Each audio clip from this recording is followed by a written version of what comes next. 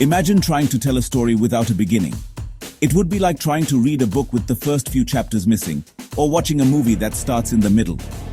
You'd be lost, trying to piece together the context and understand the sequence of events, or trying to understand a journey without knowing the starting point. You'd have no idea where you are or where you're going. It's the same with history. Without a clear system to date events, the past becomes a confusing jumble of occurrences with no clear order. That's what it's like to approach history without a system for dating events. Imagine looking at ancient ruins or artifacts without knowing when they were created. It would be nearly impossible to understand their significance or how they fit into the broader story of human civilization. To navigate the vast expanse of time, we use dating systems. These systems act like a map, helping us place events in chronological order and understand the progression of history. They allow us to see the connections between different periods and cultures. Two of the most common dating systems are BC AD and BCE CE.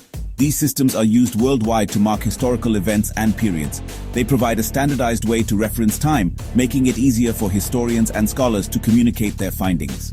BC stands for before Christ, referring to the years before the traditional year of Jesus' birth. This system has been used for centuries in the Western world and is deeply rooted in Christian tradition. AD stands for Anno Domini, Latin for in the year of the Lord, marking the years after. This system was established by the monk Dionysius Exiguus in the 6th century and has been widely adopted in many parts of the world. BCE and CE offer a secular alternative. These terms are used to provide a non-religious way of referring to the same periods of time, making them more inclusive for people of different faiths and backgrounds. BCE means before Common Era, and CE means Common Era. These terms correspond exactly to BC and AD, but are preferred in academic and interfaith contexts for their neutrality. They mark the same point in time as BC and AD, but are preferred for their inclusivity across cultures and religions. This inclusivity is important in our increasingly globalized world, where understanding and respect for different perspectives are crucial. These systems provide a framework for understanding when events happened in relation to each other. By using a common dating system, we can compare events from different parts of the world and see how they influenced each other. They help us organize the sprawling narrative of human history into a coherent and understandable sequence. Without these systems, our understanding of the past would be fragmented and incomplete, making it much harder to learn from history and appreciate the journey of humanity. You might expect a year zero, a neat dividing line between BC, BCE, and ADC. However, there isn't one. This might come as a surprise to many, especially those who are used to the concept of zero in mathematics and everyday life. But the absence of a year zero is deeply rooted in the history of how our calendar system was developed. The calendar jumps directly from 1 BC BCE to 1 AD CE. This leap can be quite perplexing at first glance, but it makes sense when you delve into the historical context. This might seem confusing, but it stems from the historical context in which the system was developed. The concept of zero as a number was not present in the early calendars. Ancient civilizations, such as the Romans and Greeks, did not have a numeral for zero. Early calendars didn't have a concept of zero. They were primarily designed to count years, marking the passage of time rather than representing mathematical nothingness. The idea of zero as a placeholder or a number in its own right came much later, with the influence of Indian and Arabic mathematicians. They were designed to count years, not to represent mathematical nothingness. This is why, when the BC AD system was established, it followed the convention of counting years without a zero. When the BC AD system was established, it followed this convention. The system was created by a 6th century monk named Dionysius Exiguus, who was tasked with calculating the date of Easter.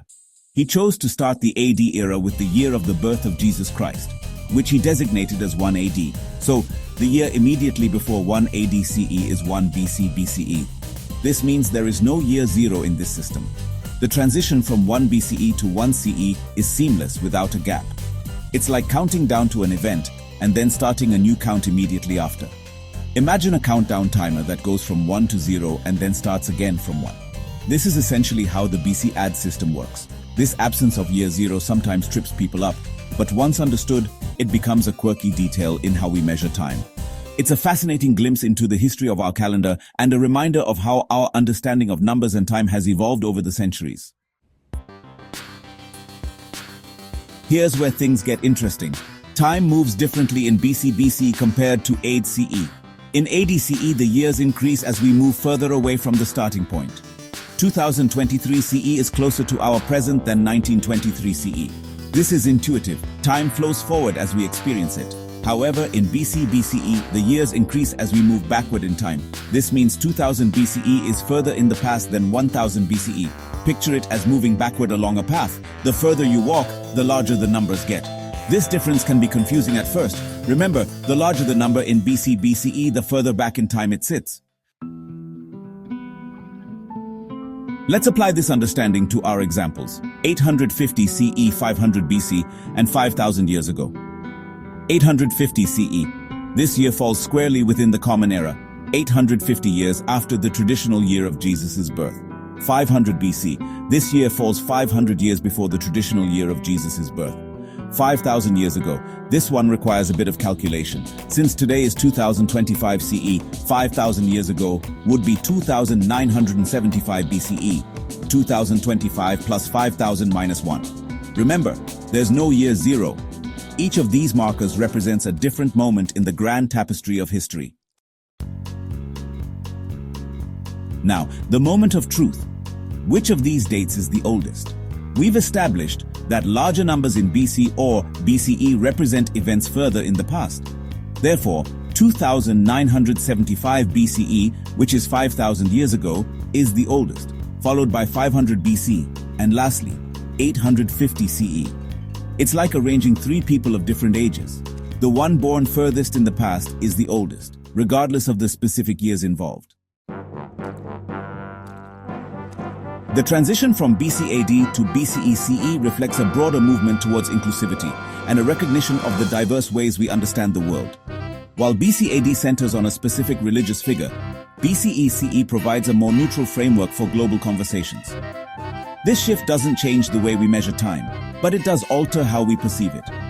BCE CE acknowledges that not everyone shares the same religious beliefs while still providing a common language for discussing historical events.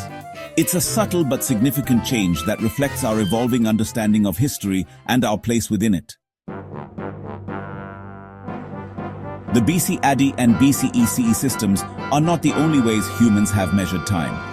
Throughout history, various civilizations have devised their own methods to track the passage of days, months, and years. These systems often reflect the unique cultural, religious, and astronomical understandings of the societies that created them. Across the globe, diverse cultures have developed their own unique calendars, each reflecting their own histories, beliefs, and ways of life. For instance, some calendars are based on lunar cycles, while others follow solar patterns. These calendars not only mark the passage of time, but also play a crucial role in cultural and religious events, agricultural practices, and daily life.